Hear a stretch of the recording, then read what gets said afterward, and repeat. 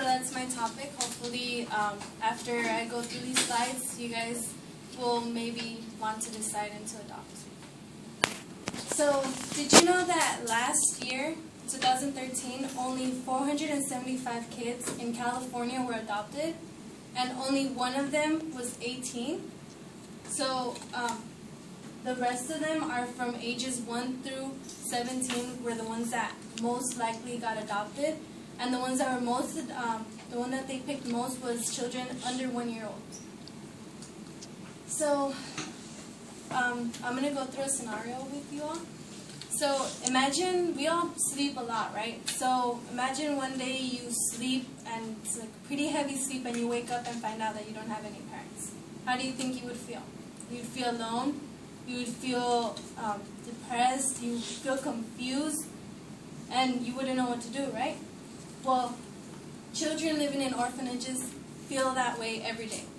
They, according to adoptionstate.gov, which was the one that gave me 475 kids were adopted last year, out of all of those kids, only one of them got adopted that was 18, right? Imagine that you yourself being 18, spending every day of your life wondering why you're not getting adopted. What's wrong with you? Why don't I have parents? You feeling sad and depressed, and you have an identity crisis, not knowing who you are, where you come from, or who you're going to be.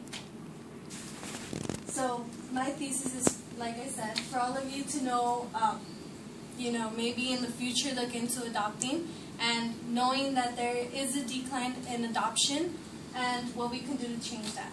Then my main points is, like I mentioned, the decline in adoption, what we can do to solve the adoption issue. The problems are the decline, like the actual decline in adoption, and paperwork that is needed to be for the application to get into adoption.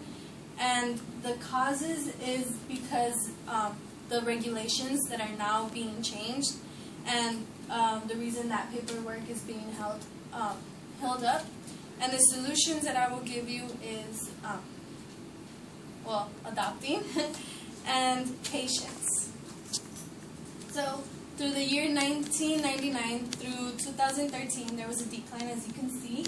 The high point was in 2005 with 1,717 adoptions, but as you can see, it went down last year to only 475. So that's a major decrease in adoptions. So the other problem is paperwork. There's a lot of paperwork for the adoption.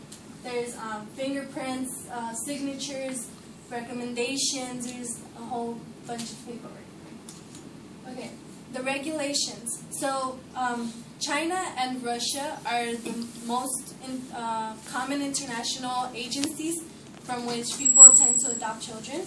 And lately they have been changing their regulations for a person to adopt a child. So as you can see, you cannot be single, you cannot be over 50. A single woman can only adopt special needs children. You cannot be homosexual, can't be morbidly obese, you can't have facial deformities, you can't be taking antidepressants for any serial mental disorder, you can't be blind, suffer from schizophrenia or a terminal disease, and if you're married, you should at least be married for 2 years, and if one of you has been divorced before, you need to be married for at least 5 years. And your income has to be equal to $10,000 per family. So, as you can see, this is a lot of rules that they're following, which a person might want to change their choice of adopting or not.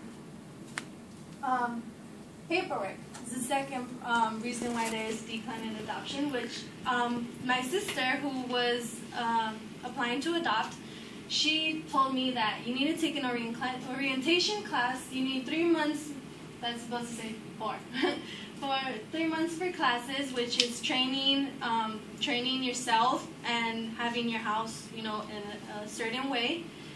3 months for them to actually see your application, and another 3 months for the inspection of your house, making sure you have been keeping up the rules of your house, and the information is all correct, which is about 9 months to a year for you to actually get to the adoption process and receive your child.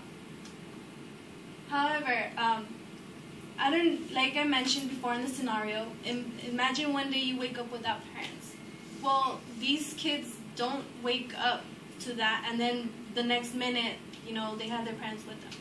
They don't have a choice. They stay there until somebody gives them the opportunity to give them a family, to give a mother or father to give them that love and care that we all receive.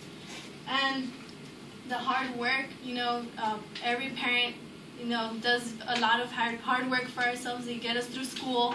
They give us money. They buy us clothes. They care for us. They spoil us.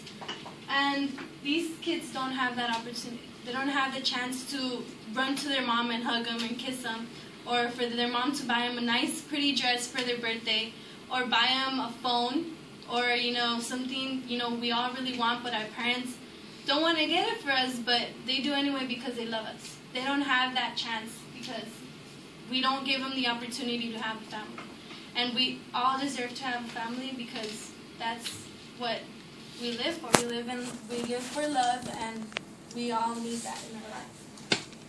So, as you can see, my thesis was for all of you to look into adoption for your future, And my main points were telling you about the decline, why it has been occurring, and what we can do to change it, and the paperwork. And a quote from Children and Families Act, which is Senator Mary Landrieu, said, "Children may be 1/3 of the world's population, but they are 100% of our future." Imagine yourself having a future with no parents. You'll live your life in confusion and loneliness until you grow up and live with it, but you will always have that hole in your heart.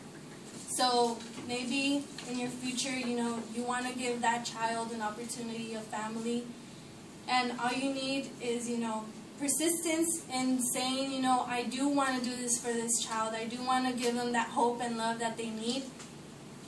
And, all we need is patience for the paperwork. We all just need patience. It'll come by, even though it might take a couple months or 1 year.